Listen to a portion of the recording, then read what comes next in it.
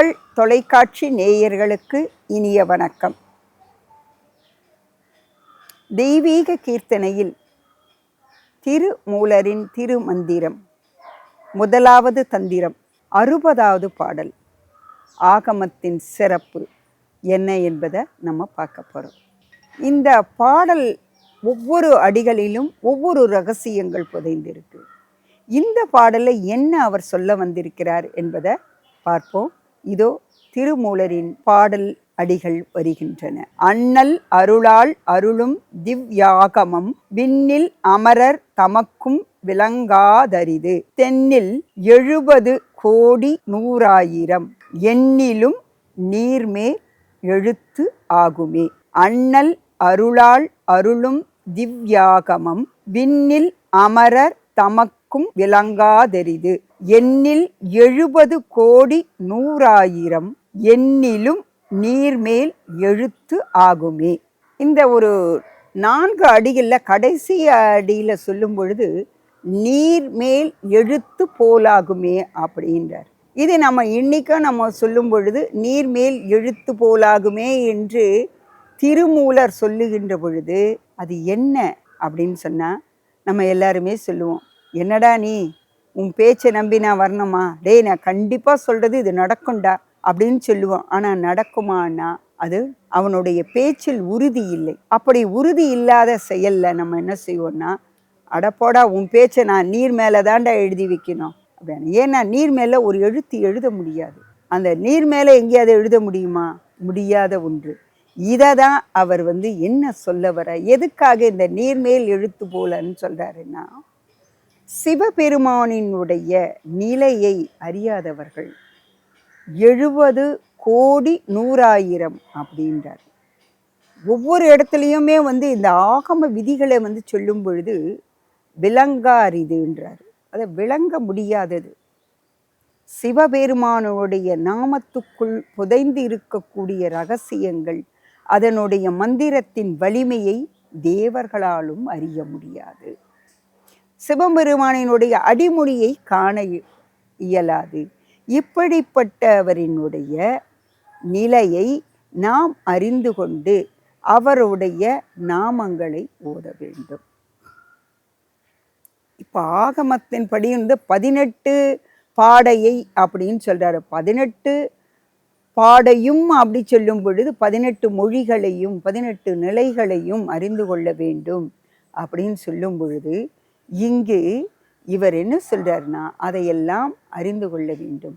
இந்த ஆகமங்களை எல்லாம் கற்றறிந்தவரால் தான் செயல்பட முடியும் அப்படின்னு சொல்றாரு. ஆனால் இந்த ஆகம விதியே வேண்டாமே, இந்த ஆகமங்கள் எதுவுமே வேண்டாமே, அப்படி இருக்கும் பொழுது நம்மால் எதுவுமே செய்ய முடியாதா அப்படின்னா, கணநாதன் அப்படின்றவர் சோழ நாட்டில் இருந்தார். சோழ நாட்டில் பார்த்தீங்கன்னா சீர்காழி என்ற ஒரு இடம். அந்த சீர்காழியில் பார்த்தீங்கன்னா நீங்கள் சிவபெருமானினுடைய, அதாவது சொல்லுவாங்க பாருங்க, சிவ ரகசியம். அந்த ரகசியம் என்ன, அந்த சிதம்பரத்துக்கு போனோன்னா சிதம்பர ரகசியம் சொல்லுவாங்க.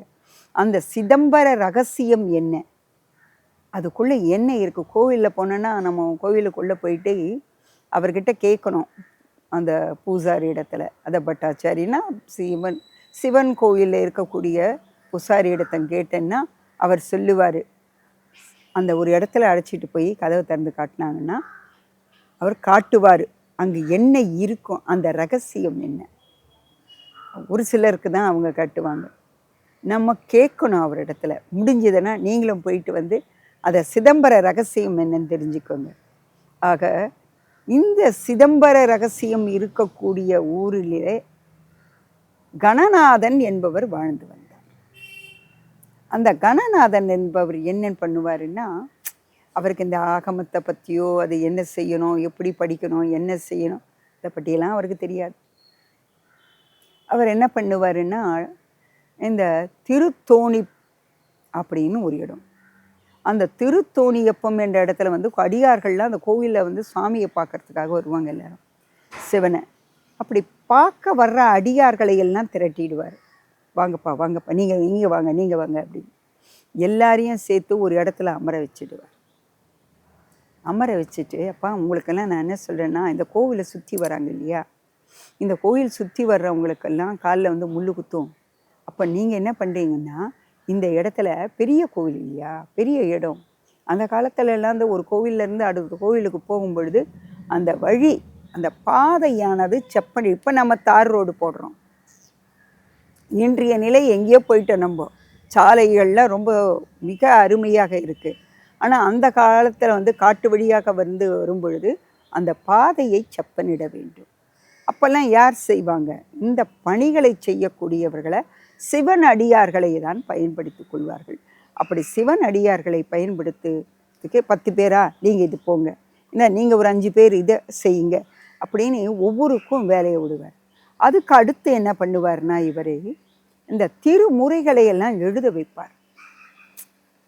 இப்போ நம்ம வந்து என்ன பண்ணுறோம், எடுத்த உடனே நம்ம என்னமோ அதை வாய்ஸ் ரெக்கார்டை கூட இப்போ மொபைலில் கொடுத்துட்றோம், கொடுத்துட்டு உடனே பிரிண்ட் அவுட் எடுத்துடுறோம்.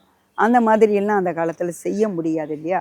ஒருத்தருக்கு படிக்கணும்னு ஆசை இருக்கும், அவங்ககிட்ட புத்தகம் இருக்காது. அப்போ இருக்கிறவங்களுக்கு என்ன செய்யணும், அந்த நேரத்தில் அதை வந்து எழுத சொல்லுவாங்க. எழுதி அந்த எழுதினதை எடுத்துட்டு வர்றவங்களுக்கு அடியார்களை வைத்து மற்ற அடியார்களுக்கு மற்ற பாமர மக்களிடத்தில் கூட இதை படித்து பாருங்கள், இதை செய்யுங்க என்பதை தொண்டு செய்யணும் இல்லையா. அப்போ அந்த தொண்டை செய்தார். வர்றவங்களுக்கு பசி எடுக்கும். அப்போ நீங்கள் ஒரு 10 பேர் என்ன பண்ணுங்கள், வடப்பள்ளியில் போய் சமையல் செய்து கொண்டு வந்து போடுங்க அப்படின்னு சொல்லுவாங்க. அடுத்து அவங்களுக்கு வரும்போது தண்ணி தாகமாக இந்த தண்ணி கொடுக்கறது.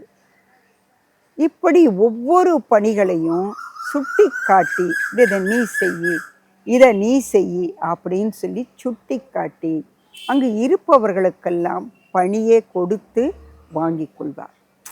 இது எவ்வளோ பெரிய வேலை இது. யாருமே செய்யலைன்னா அப்போ அந்த பணியை யார் செய்வாங்க? அப்போது ஒருத்தனுக்கு தெரிந்தது ஒரு 10 பேருக்கு தெரியுது, 10 பேருக்கு தெரிஞ்சது ஒரு 50 பேருக்கு தெரியுது. இப்படி எல்லாரும் அறிந்து கொள்வதற்காக அந்த பணியை செய்தவர் தான் கணநாதன் என்பவர். அவர் ஆகமத்தை பற்றியெல்லாம் ஒன்றும் இதெல்லாம் பண்ணலை. அதை கற்றுக்கிட்டு இது போய் இப்போ செய்யணும் அந்த மாதிரிலாம் செய்யணுன்ற எதுவுமே கிடையாது. அவருடைய பணி என்ன? அடியார்கள் வர்றாங்களா, அனைவரையும் திரட்டணுமா, அவங்கவுங்களுக்கு ஒவ்வொரு வேலையை கொடுத்தோமா, அவர்கள் மூலமாக அதை வாங்கி அடுத்தவருக்கு கொண்டு சேர்க்கப்பட்டன. இது எவ்வளோ பெரிய விஷயம் நம்ம சிந்தித்து பார்க்கணும். இந்த செயலை தான் அதுக்கு விலங்கரிது என்பது என்ன? அறிய முடியாதது. இந்த அறிய முடியாத சீசனுடைய செயலை அதை நீர்மேல் எழுத்து போல் இல்லாமல் அனைவருக்கும் கொண்டு சேர்க்கப்படும் செயல்தான் இந்த பாடலில் நம்ம சொல்லப்படுகிறது.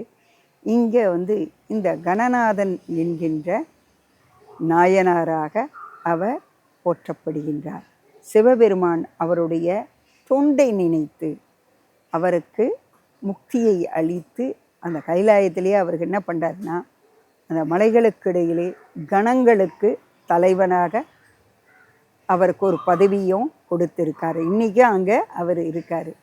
எனவே நாம் செய்யக்கூடிய செயல்கள் படித்து ரொம்ப தான் செய்யணும் இல்லை, மனமாற அடுத்தவர்களுக்கு நல்லதை செய்தாவே போதும், இறைவன் நம் பக்கத்தில் வருவார் என்பதை மிக எளிதாக ரொம்ப சுழுவாக நமக்கு கற்பித்திருக்கிறார் திருமூலர்.